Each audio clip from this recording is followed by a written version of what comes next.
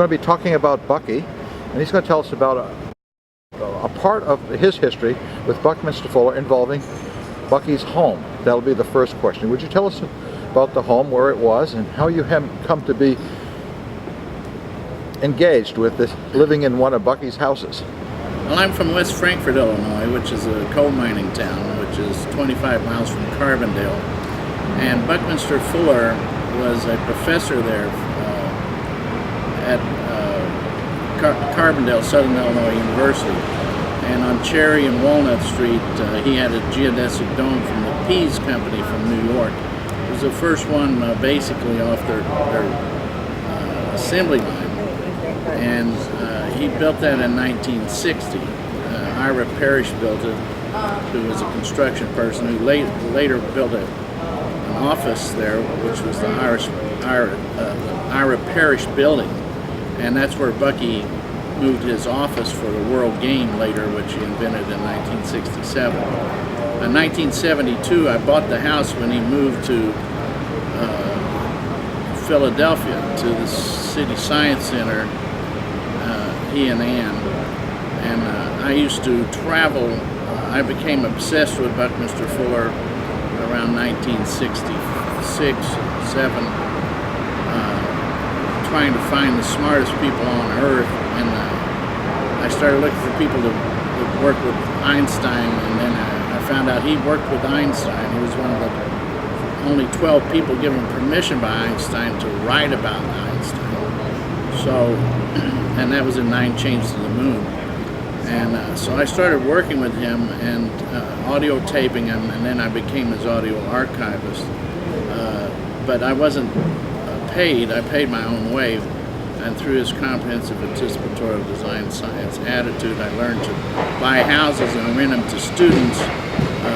I was in the design department in Carbondale with Herb Rohn, who was a professor, and I became aware of designing my environment, and they gave me the idea of renting rooms and buying houses for small down payments.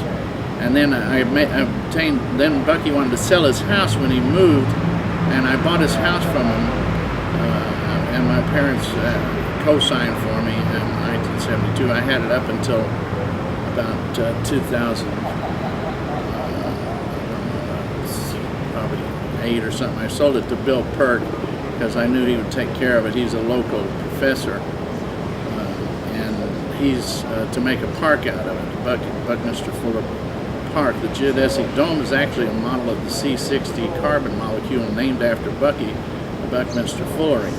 And it's funny that it's in Carbondale, which is actually a carbon molecule model of the C60. So he actually, by accident, Bucky built a house that's the model of what he was named after later, the same molecule, which is the most prominent molecule known in the universe, which is the Buckminster Fullerene. So when he moved to Philadelphia, I bought his house, and then I lived in it for 2 or 3 years, and then I went around the world myself. I met with him. I was supposed to meet with him in India, and then there was a war. He talked to the whole country and was with Mrs. Gandhi the day she talked to the country of the war, Pakistan-India War in 1972. And he was with her when she talked to the quarter of the planet, basically, India is in that war. And later I met him in England, and then I was making recordings of lectures in England. And but I went to hundreds of universities making tapes of him, and they're all in the archives in Stanford.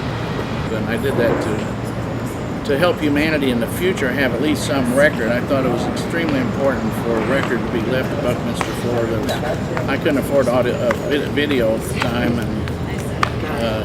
but I made all these audio tapes, and he let me travel with him and get in. I met Werner von Braun and Bill Lear, and I mean B.F. Skinner, all the moon men. It's unbelievable the people you meet around him. And I'm a little guy from West Frankfort, Illinois, coal mining town, he wanted to, he let me kind of represent the average human being that could become a success to prove that any idiot could learn quantum mechanics or energetic, synergetic geometry, or try to make the whole world work for all humanity, and that any idiot could do it. I was kind of the little idiot guinea pig B,